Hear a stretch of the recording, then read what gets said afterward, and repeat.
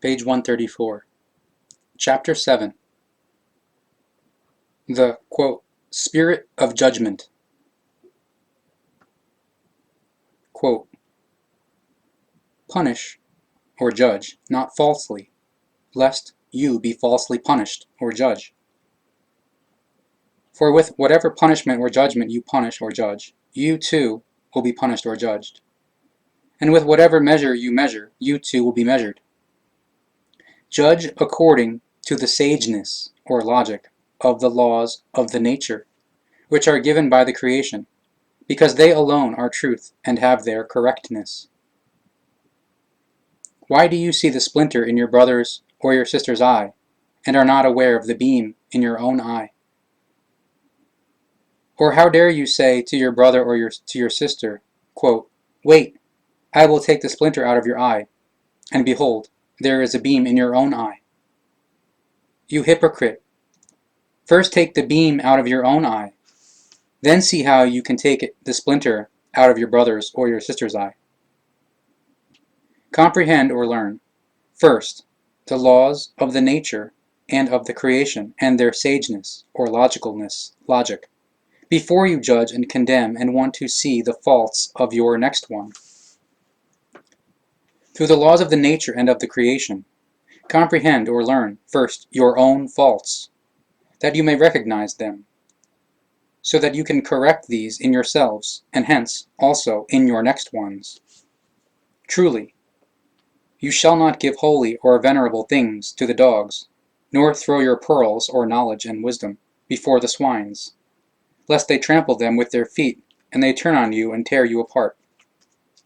Truly I say to you, do not throw your spiritual or consciousness-based treasure into the dirt, and do not waste it on the unworthy, because they will not thank you, and will tear you apart.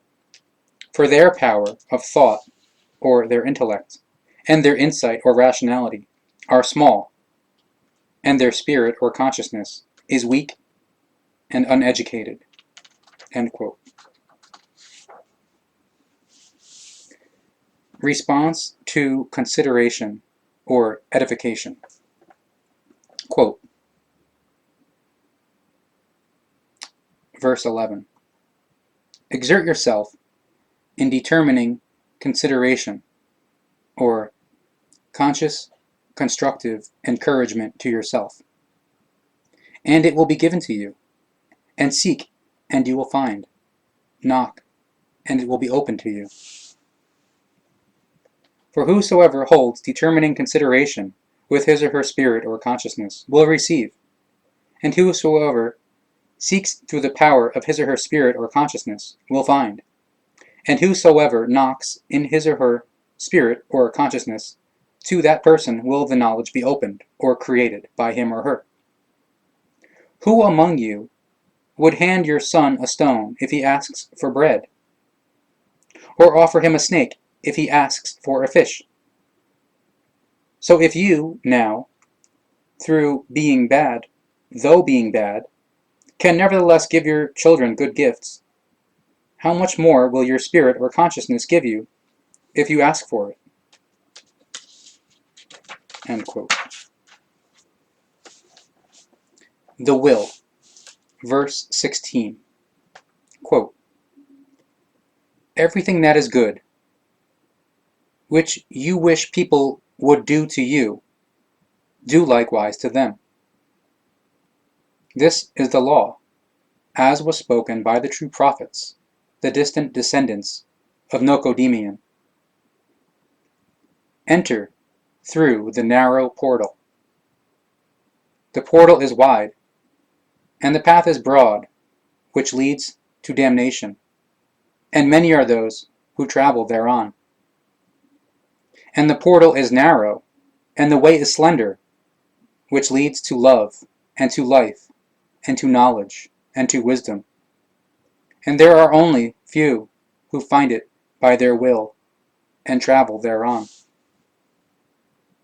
Beware, therefore, of false prophets and scribes, who come to you in sheep's clothing, but inwardly they are rapacious predators, teaching you falseness and submissiveness, before holy objects, tin gods and gods, and teaching you submissiveness before themselves and before images or idols, and false and confused teachings.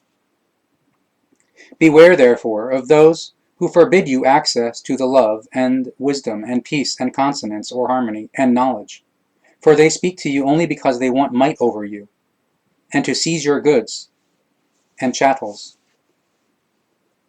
By their fruits you will recognize them, and their good or bad striving.